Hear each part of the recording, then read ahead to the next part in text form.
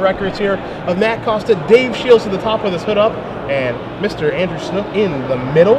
As Costa is going to play an island, he's going to be underway here. He's going to be against Mr. Cornwell-Shiel, also the other team there of Signorini and Whitby, as Matt is going to play a Goblin Electromancer. All right.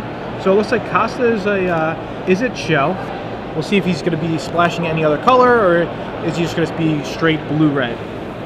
On the other hand, all we really have is Forest from Cornwell. Yeah, from Cornwell-Shiel, all you see is a Forest right now. And I'm interested to see what he's going to be doing with, because he's got 3 Forest right now. Maybe he's going to play a Predator Ooze. Kibler, tune in right now, Brian. That could be what's going on. Check it out. But Costa's going to untap. He's going to play. He's going to untap. He's going to draw. He's going to come in with his Electromancer. They're going to knock Cornwell-Shiel down to 16. The thing with the follow-up here is a Doorkeeper and no 4th land. Okay. Doorkeeper, I'm not really that excited about, especially in this format. I think Doorkeeper really lost its value. When you were playing Return to Ravnica, you could actually draft a Doorkeeper deck. You could have, 3-4 Doorkeepers, a couple of Lava Crews, stall at the ground, mill them out. Here, with just a full block, it's probably not going to happen. But I do know Costa has a very strong deck. I was around their table while they were deck building, and I believe Costa does have a Niv Mizzet. Costa does have some interesting choice of cards in his deck. The first card that we just spoke about is Doorkeeper. I'm not much a fan of it. The other card is the Blister Squall. So it's kind of crazy, I actually like that card a bit. It's pretty flexible in what it can do. It can also be that falter effect that you're also looking for. So I'm a pretty big fan of that card. All right. But it's kind of a card that's often been kind of forgotten about too. As you see the Blister Squall in Costa's hand, because you saw it Return to Ravnica. Some didn't see it a lot, especially because it's an uncommon. But it's a trick that I think a lot of people are going to forget to play around. Yeah, that's fair. That's fair. All right, so Costa's still missing his land drops. Yeah. Cornwell-Shiel has to seek the horizon, so he's not going to have a problem hitting land drops at all. He must have read my article. Yeah, you're a big fan of that card. I know you are. Cornwell-Shiel actually, plays Seek the Horizon. Oh, in response, though, I'm trying to snipe the land. Oh, wow. Advent of the Worm. Well, that's a good thing to know if you're Costa. Yeah, definitely. We saw Costa casting that all day yesterday in his Bant Flash deck that was based around Advent of the Worm. So that's going to get milled, but Cornwell-Shiel's going to search out a couple lands here with 2 plains and it looks like a forest. So he is definitely a green-white deck, right? I mean, if he was splashing anything, he would search for the appropriate lands right now. Unless he had the land in his hand? Yeah, I want to take a look at this deck list. Yeah, he led off with Forest. So... And his deck list, I see 8 plains, I see 7 forests, and I'm going to do my little search here. Do my search here for Guildgate. Yeah, he has a Azorius Guildgate that he's not playing, the Legendary Guildgate that he is playing. So yeah, he is straight green-white. Makes you wonder, does he have a card like maybe Armada Worm? Okay. Maybe Tristani. So Costa, a Grand Prix champion, his teammate David Shiels, a Grand Prix champion, they actually played each other in one of the Grand Prix. Yeah. In the finals. Yeah. So.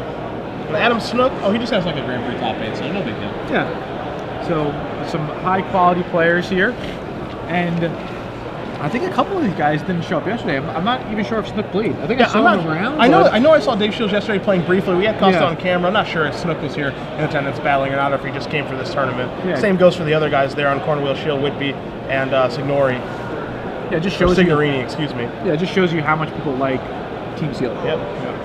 All right, so Goblin Electromancer is going to get in for 2. Costa finally hits his last land drop here. As Cornwell-Shiel could have blocked the Basilica guards, he chooses not to, and now Costa's going to follow this up here with a new card. Yeah. It is the Flux Charger. Okay. Yep. 4 mana, 1/5 flying. Whenever you cast an instant or sorcery spell, you may switch Flux Charger's power and toughness until end of turn. Okay, so that's going to be a 5/1 when you make the switch. Okay. Turn it into a weapon. Now, there is some rules trick with this. Okay. So, for example, if you were to Trader's Instinct it, then you do something like play another instant or sorcery. Okay. It could switch negatively against you. Oh, okay. Do you understand what I'm saying? I do. So it's really tricky. I don't think it's going to come up here. But you got to be careful. Yeah, you got to be careful. So now here is the 3/5 from Great Crash, the Nav Squad. Yep, Nav Squad Commander. So just a 5 mana 3/5, not the best. It does have Battalion, and it pretty much turns into a 4/6 attacker with vigilance, so to speak. mean, this was a card that, initially when you saw this in Gatecrash, you're like, man, a 5-mana 3/5 with a pretty lame ability. Who cares about that? But it actually started performing a lot better than people thought. I mean, certainly myself, I performed better than I thought. But now we're going to see a Trader's Blood. Speaking of it, give me that Nasquad Commandos. Flip that Flux Charger, mugging this. This is a boatload of damage. So we're going to see 2. Flux Charger's going to be 5, 6, 7 from the Electromancer. Nasquad's going to be 3, 4, 5 because the Trader's Blood's 6 for the Titan Trigger. So we're looking at 6 plus 5 is 11. That's 13 exactly by my count. Yep. Looks like Costa set it up perfectly. Now remember with Flux Charger, you don't have to switch if you don't want to. So Costa's going to say, yes, I want to switch the first time to a 5/1. I think he wants to switch, but I don't want to switch it back to a 1/5. Yeah. And so Matt Costa does win game number 1 in impressive fashion over Cornwell-Shiel there. And our middle matchup that you see those 2 players shuffling up because Mr. Whitby in the middle defeats Snook. He's up game 1. So you see Shiels and Signorini still battling out here in game number 1. And these guys are 5-0. Yeah. Yeah, so really close again. Each round that goes on that gets closer to the final round, because pretty much at the end, there's only going to be one team. There's probably not going to be any draws. Yeah, so that was my question I was actually going to ask you as we cut into Shields versus Signorini, is what kind of draws can you do in a tournament like this? Whereas, most tournaments, standard tournament, if it's 9 rounds, you start 7-0, I get the double draw in. Yeah, that's probably not the case here because remember, we're only cutting to a top 4. Yeah. So you're probably going to have to go 8-1 to make it. So why draw? That's a good question. All right. So we see David Shiels on the right. We see Signorini to the left. Now, it's looking not the best for Shiels here. Shiels doesn't have any creatures. He's only at 7 life. And he's facing down, 2 guys from Signorini. He's in some trouble right now. Yeah, the definitely. 2 guys are actually pretty good, too, and the Mirror and the Stonefair Crocodile. So here they come into the red zone. Ultimate Price going to take care of the Crocodile.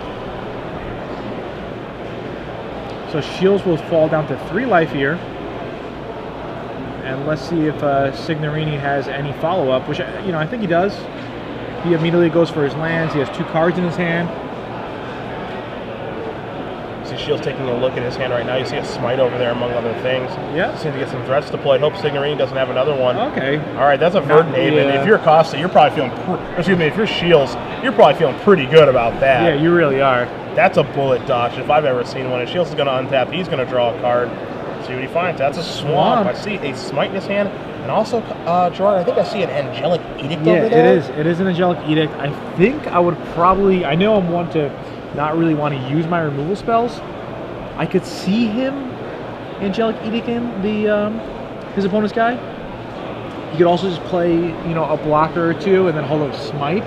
Sure. So that's another option, but I think using Angelic Edict might be the play. Oh, you know what? He could actually play 2 guys. And then the Smite. Yeah, okay. So he's going to play the 1/3 and then the Undercity Informer. Exactly. And so now he's feeling pretty safe with the Smite in his hand. Now here's a card that you brought up quite a bit already over the course of this weekend and in your article on Friday. Yeah. Mind Rot, Purge to Profane. Okay. Now Purge to Profane, it's possible now because of the Verdant Haven, but if Signorini has a Mind Rot here, what a blowout it will be. Yeah, so Shields' board is the Bane Alley Blackguard. Yep. All right, and the Undercity Informer. So I also love the way here that Shields is masking this Smite. Yep. Because it looks kind of like, oh, he's just blue-black. I don't really know what color he could be splashing for. It's like, no, I have this awesome removal spell to kill your horror. Just an awesome, awesome turn there for Shields. Oh, and a follow-up with, I thought his turn was awesome. Yeah. And there's an Etherling. Proven wrong in a big way. And look at Shield immediately picks it up. He's like, wait a minute. This is the same card that people started playing Standard. That is the same card people started playing in Standard, and it is. And you have it in Limited. It is a pretty difficult one to beat. Signorini has the blue mana available to exile Aetherling to return it to the battlefield under its owner's control. Make sure that this thing is not going to get Angelic Edict. You see Shields scratching his head saying, how am I going to beat this thing? Yeah, pretty much Shields is dead on board to it. All he can really do is hope that Signorini plays 8 lands in his deck and he's going to deck them. Yeah, I mean, you see him sacrificing the Undercity Informer, you see him sacrificing the Bane Alley Blackguard, because he wants to take a look, see what information he got. He didn't get to know any other cards over, which he's kind of shrugging his shoulders about his dumb luck, because he wanted to get some information. He sacks both of his guys and realizes, I'm dead. How am I going to be Nathan with a blue up? Nobody can do that. Yeah. Shiels is going to concede game 1. So Shiels, Snook, and Costa back against the wall a little bit here. 2 players down a game. All right. So we'll see what happens. Now, you know, Costa, Shiels, and Snook is probably one of the favorites to take down this tournament. Yeah, I think, you know, I think it's very easy to say, hey, I am certainly a favorite. I mean, these guys have a ton of success, right? Yes. You know, we have what are definitely our favorites here, not only in this match, but in this tournament. In Shiels, Snook, and Costa. On the left-hand side, you have Signorini, Whitby, and Cornwell-Shiel, 3 lesser-known players, but they're doing pretty well right now, wouldn't you say? They're on the verge of being 6-0. And a 9-round tournament starting 6-0 is very good. Got to be pretty happy about that. So we're going to see a Sewer Shambler here. No Swamp Shed from Mr. Whitby.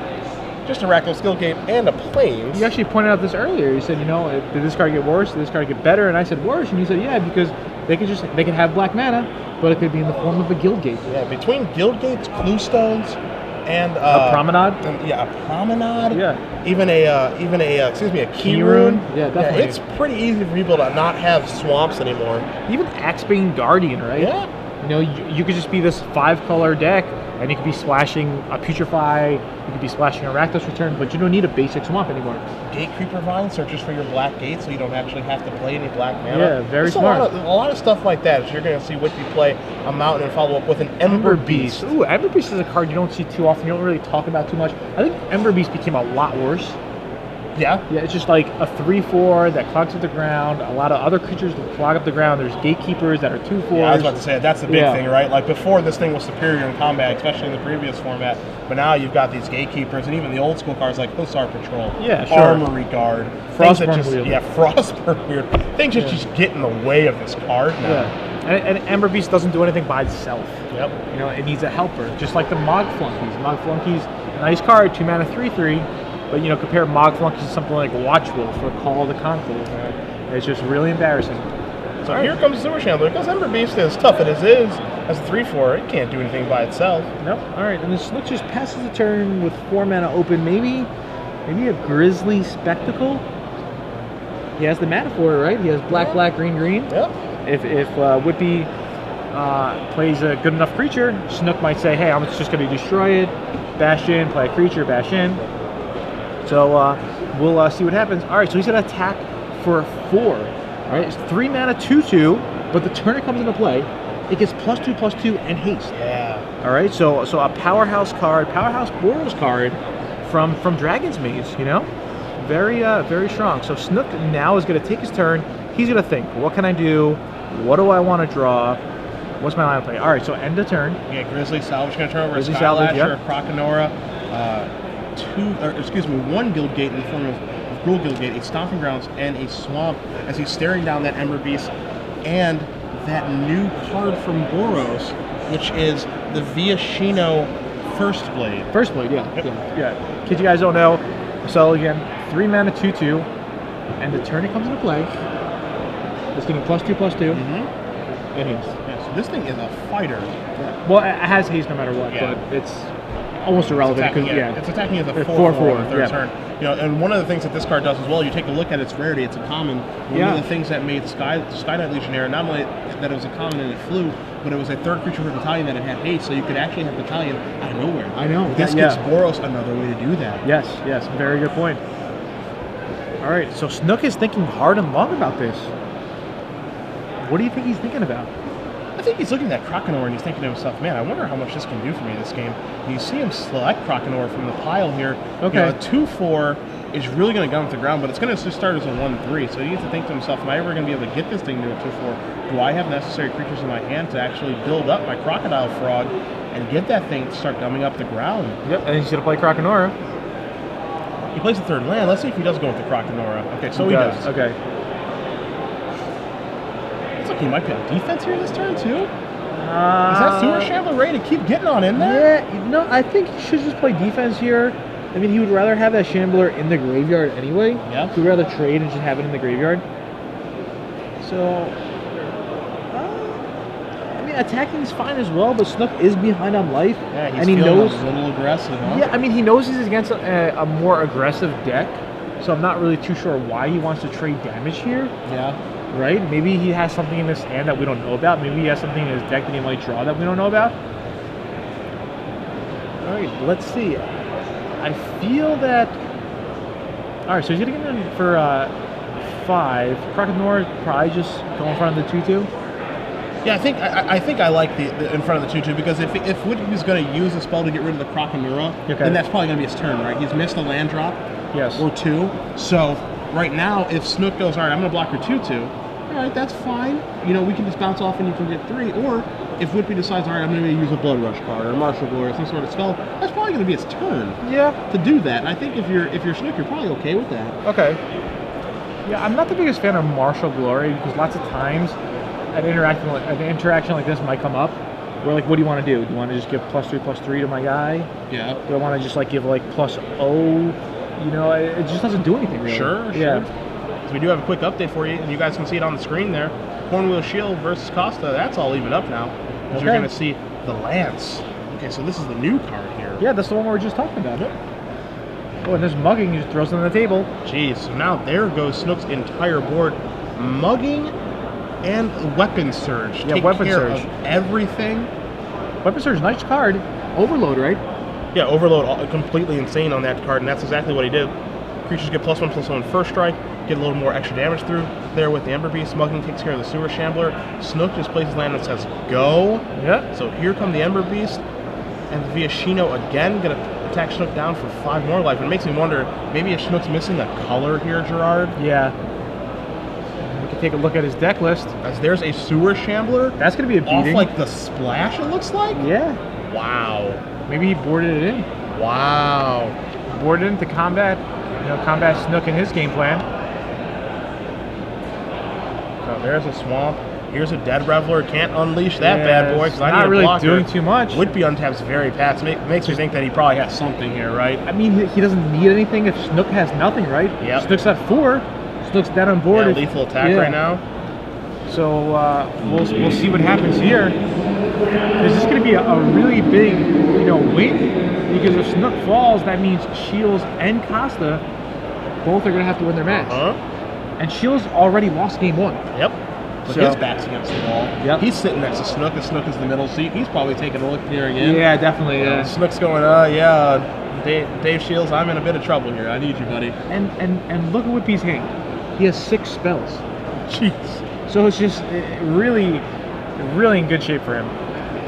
Here come all the creatures, and here comes the concession. All right, and that's so it. Snook was basically saying, I dare you to attack. Whitby took the dare, and Snook is going to lose. Whitby is going to put his team up 1-0 here. So Shiels and Costa, 2 Grand Prix champions. Yeah. Can they do it again? Yeah.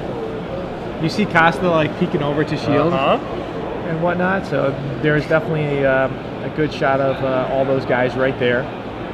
And Whitby has to be feeling proud. He's like, all right, I won. Don't worry, guys. I'm here to help you if you guys have any questions. Hopefully we could take it down and move on to 6-0. We'll cut over to Shiels here versus Signorini. Shiels with a Syndic of Ties. Signorini with a Battering Crassus in play. You also see that Simic key rune there among his lands. See what spells Shiels has to play this turn. See if he has lands to follow up with. That's one thing I know about Dave. I've been watching him play for a while. Pretty methodical player. Definitely. I believe he has a Fall the Gravel in his hand. 5 mana, counter target spell, gain 5 life. Yeah. I believe that's the last card there. Well, when you see an 8th lead from your opponent, I think if you can't kill it, you got to counter before it can come down. Definitely. And Shiels is already sculpting a game in his head where he has to play out everything. He understands he has to draw a couple more lands, and he wants to have a board presence so he's able to hold up mana to counter. Yep. So here's a Kingpin's Pet. He's probably should have passed the turn. Just going to pass the turn, so Signorini going to untap here. He's going to draw a card. He's got that Battering Crassus. That bad boy's looking to evolve. Here's an island for the turn. Let's see what his play will be. What will it be? Let's see.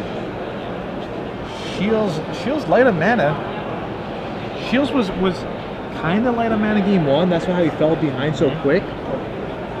We saw he was at 4 life before he started to stabilize. Yep. So. And the Aetherlink said, you're not going to get to do that. Yeah.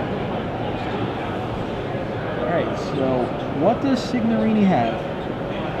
What is his goal here? So Signorini, Dimir Keyrune, So there's a Stone Fair Taps it Crocodile. for a crocodile. Trigger the Evolve. Up we go. Battering Crassus makes it so that Signorini has 2 3/2s in play. Yeah, you definitely attack there. Yeah, I like for that. sure. Yeah. I think he's happy with a trade either way here. If I get the Syndic or the Kingdom Pets off the table, that means I take care of one of your Extort guys. Extort, obviously great down the course of the long game. Dave understands that. He says, I'll take the 3 damage here.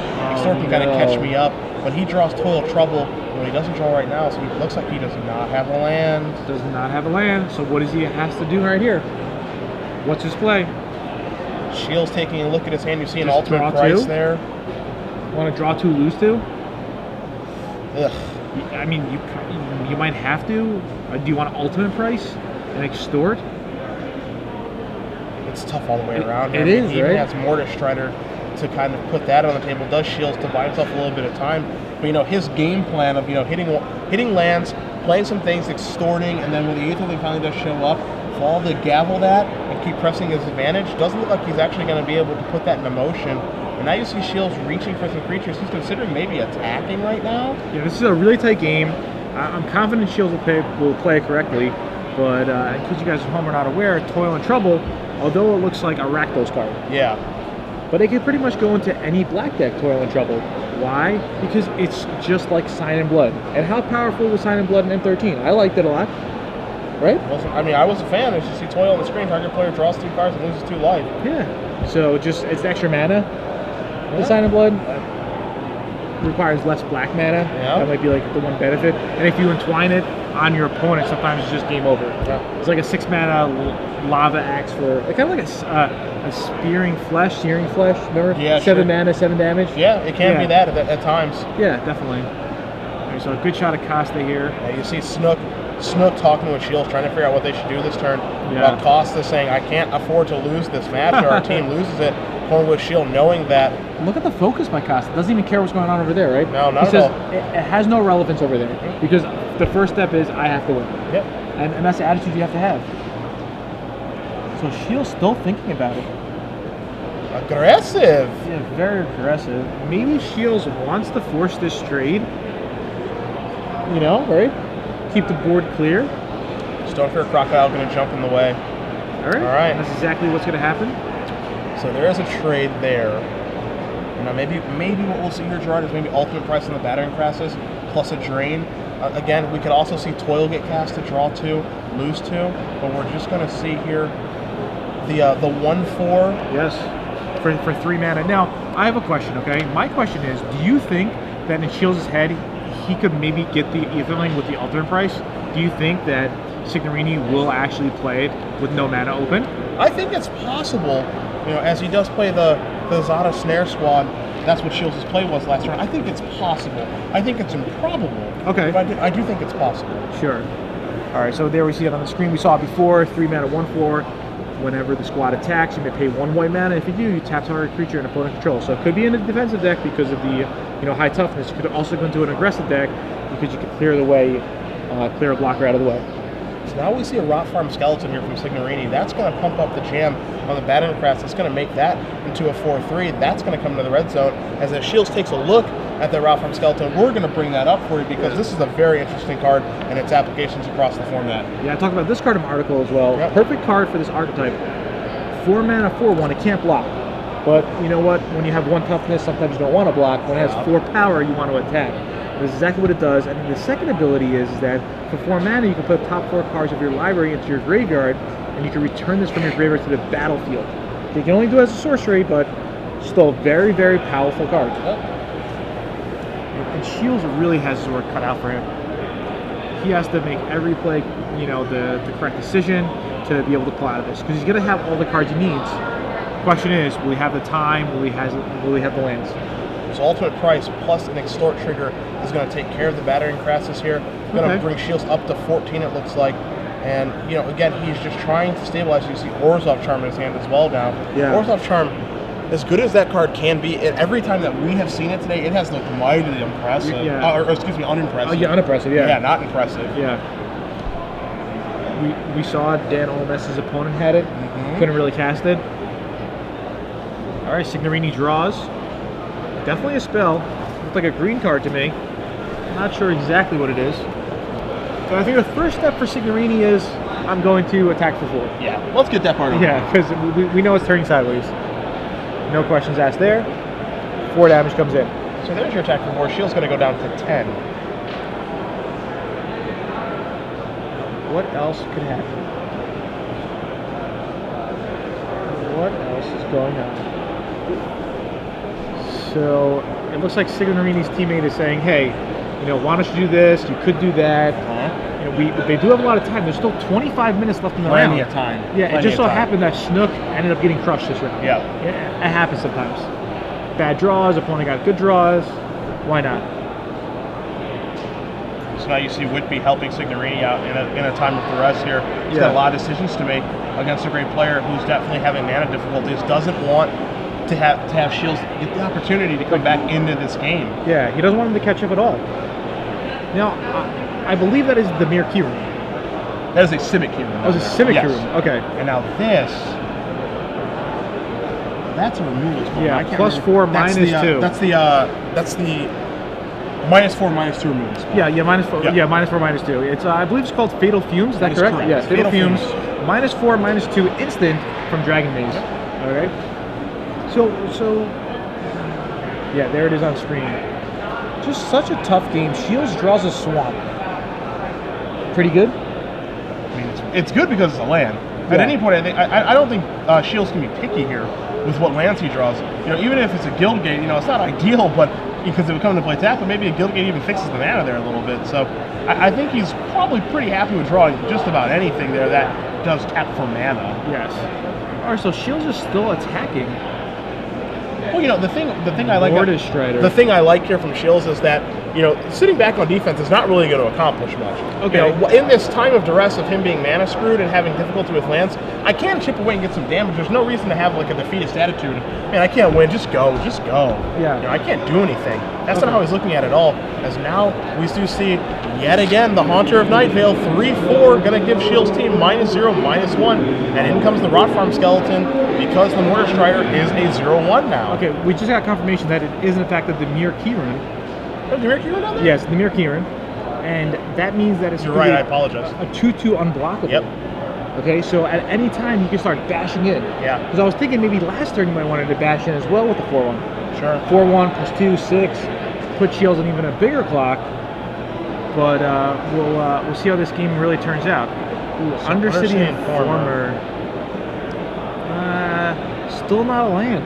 Well, I tell you what, every time I've seen Haunter of Nightvale come into play, it has been mighty impressive. Oh, this card is great. I think this card is the first pick. Yeah, it has been mighty impressive. -1, -0 to the opponent's team. I mean, we've seen Cumberstone before. Yeah. We've seen the ability of Jace Architect, I thought, when you plus it. Oh, wow, yeah. Just dominating some combats. While Jace Architect, I thought, hasn't dominated Standard the way that some people thought it may, I mean, that ability is nothing to ignore. Yes. And it is much better suited in Limited than Constructed, because the Constructed creatures like Champion of the Parish and some other guys are just so large.